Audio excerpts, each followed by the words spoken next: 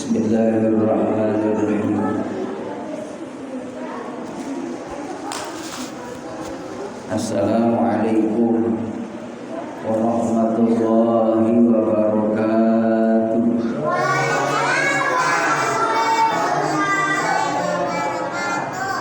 Hamdan wa syukran lillah wa salatan wa salaman li rasulillah.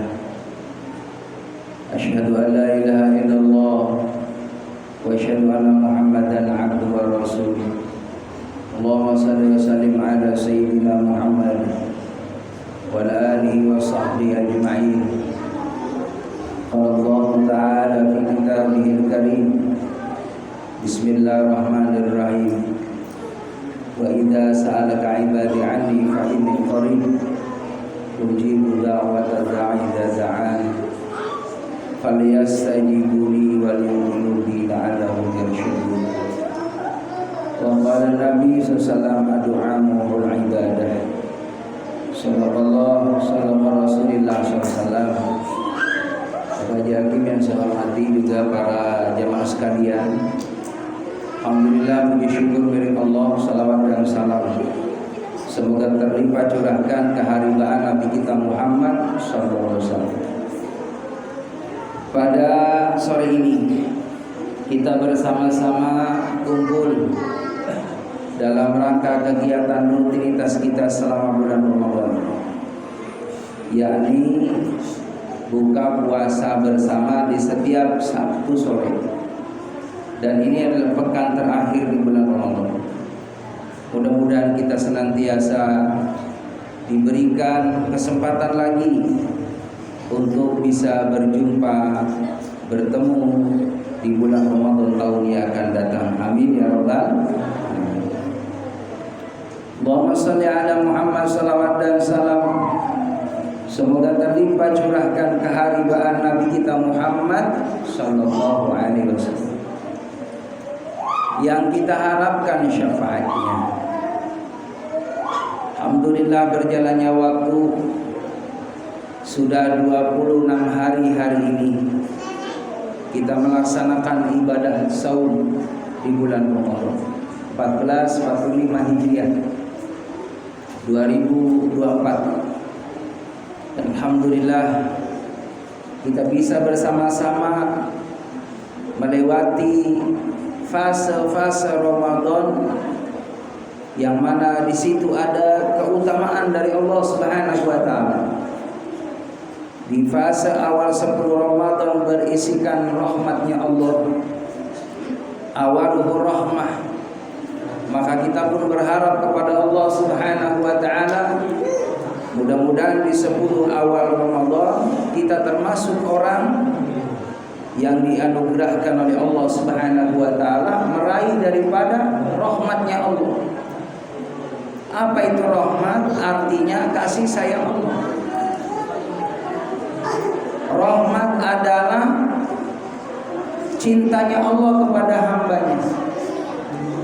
Bahkan nanti di akhirat ketika orang berkumpul di padang mahsyar, lalu Allah tetapkan antara surga dan neraka ketika dihisab.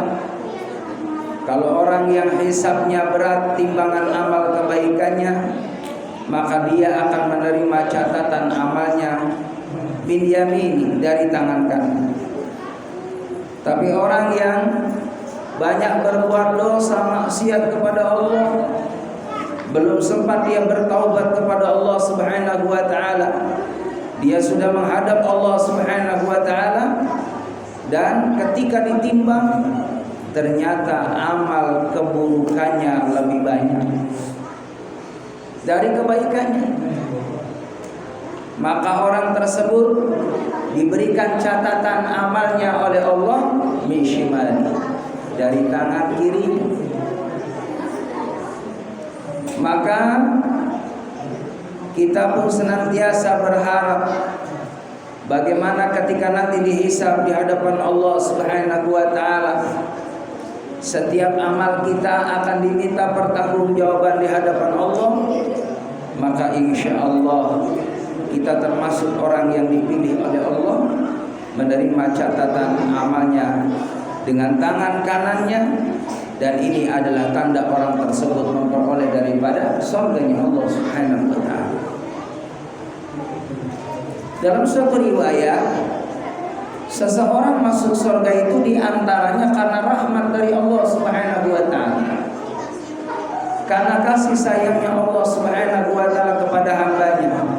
Irhamu man fil ardi yarhamukum man fis sama. Sayangilah makhluk yang ada di bumi, niscaya makhluk yang ada di langit akan menyayanginya. Maka tebarkan kebaikan dimanapun saja berada, kapanpun, kepada siapapun, maka insya Allah di situ ada balasan dari Allah Subhanahu wa taala. Lalu fase yang kedua adalah berisikan wa awsatuhu maghfirah, berisikan ampunan dari Allah Subhanahu wa taala. Bahkan syarat seorang hamba ingin meraih daripada surganya Allah, syaratnya adalah diterima taubatnya di hadapan Allah Subhanahu wa taala. Allah perintahkan dalam surah Ali Imran ayat 133. Bismillahirrahmanirrahim. Wasari'u ila maghfiratin min rabbikum. Bercepat-cepatlah menuju ampunan Allah. Kata ulama, di sini juga adalah anjuran bercepat-cepatlah untuk menyempurnakan agama Allah. Di bulan Ramadan ini bulan training umat Islam. Bagaimana kita senantiasa harus memperhatikan yang namanya ibadah sholat. Makanya di bulan Ramadan satu paket, di saat kita siangnya puasa, malamnya tarawih. Ini sebenarnya bagaimana Allah Subhanahu wa taala memberikan pelajaran kepada kita pentingnya yang namanya ibadah sholat. Yang sholat sunnah aja dianjurkan di dalam bulan Ramadan. Wa man qoma ramadhana imanan wa ihtisaban. Ini hadisnya adalah satu paket dengan puasa. Kata ulama, ini merupakan sunnah muakkadah yang hampir mendekati wajib.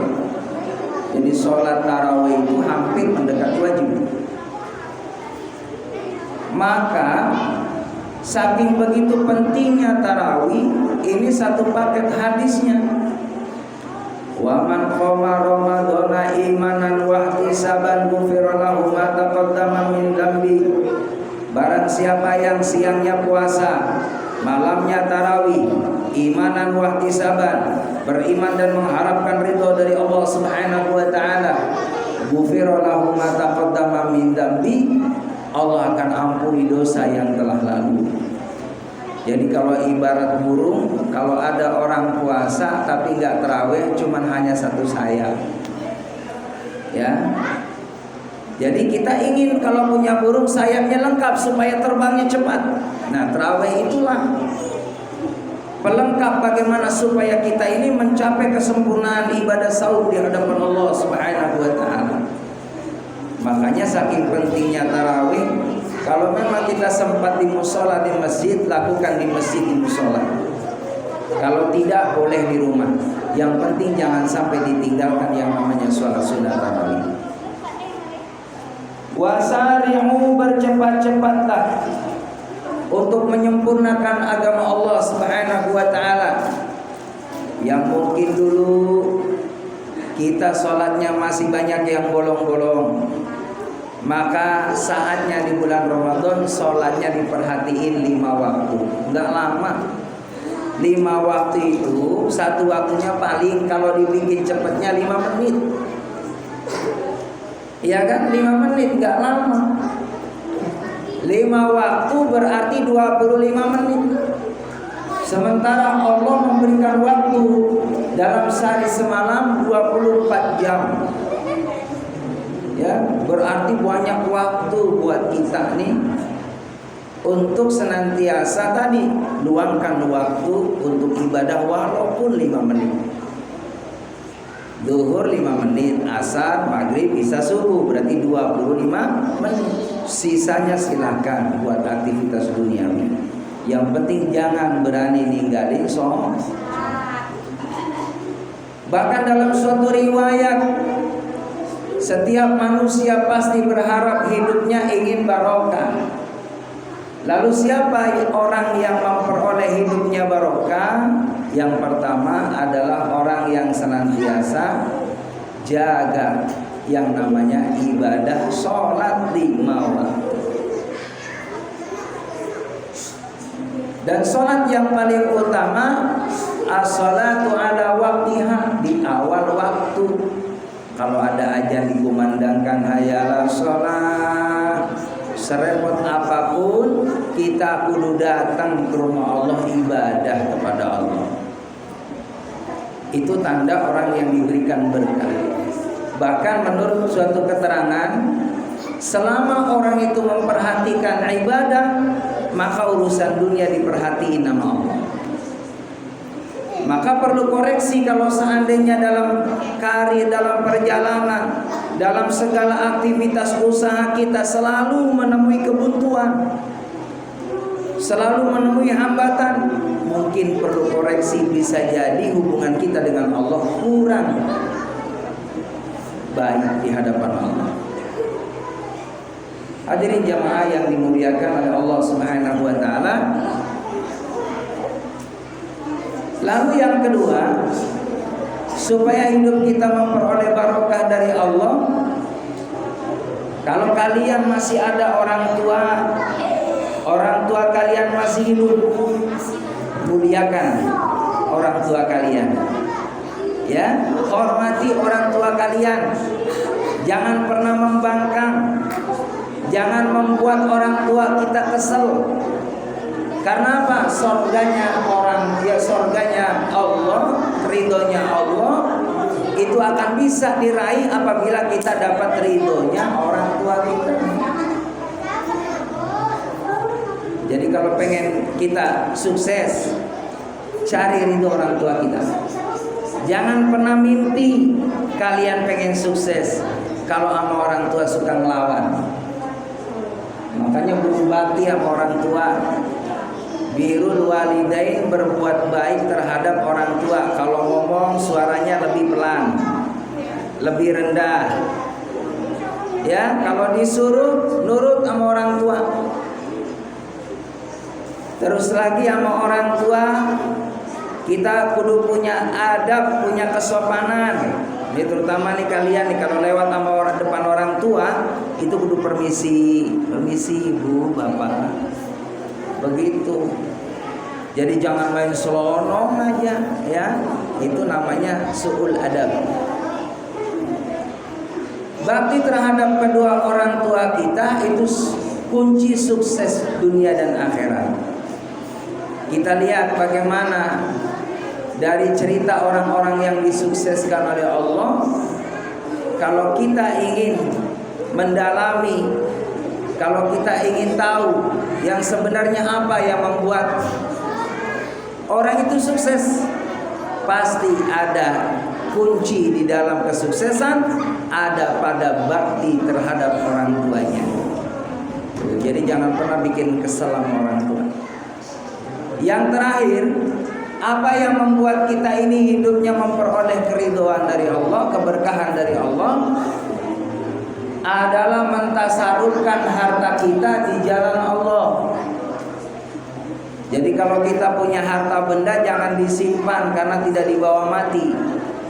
Yang dibawa mati adalah amal soleh. Ada yang namanya amal ibadah, dan ibadah itu ada dua hubungannya. Ada hablum minallah, ada hablum minannas. Hubungan dengan Allah seperti sholat, seperti puasa, ya itu hablum minallah.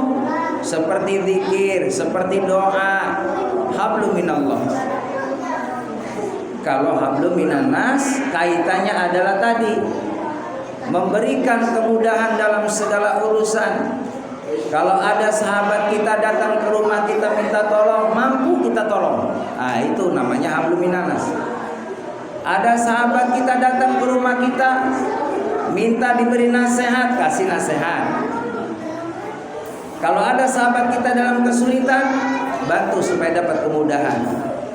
Maka apabila kita sudah mempraktekkan seperti ini, baik hubungan dengan Allah, baik hubungan dengan manusia, maka kita akan diamankan oleh Allah Subhanahu wa taala.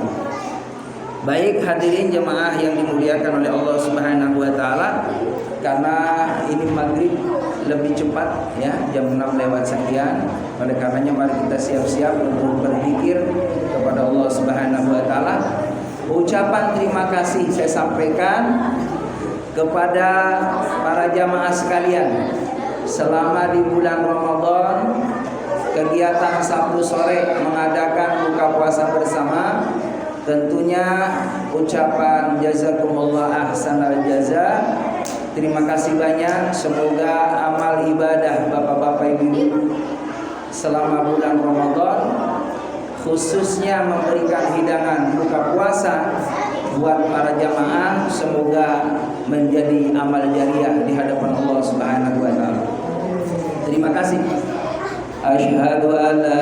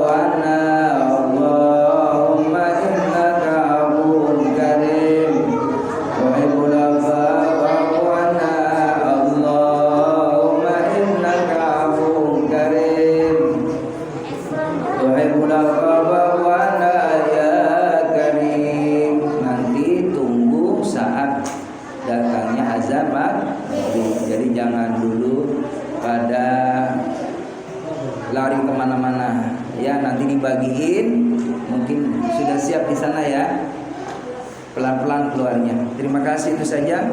Assalamualaikum warahmatullahi wabarakatuh.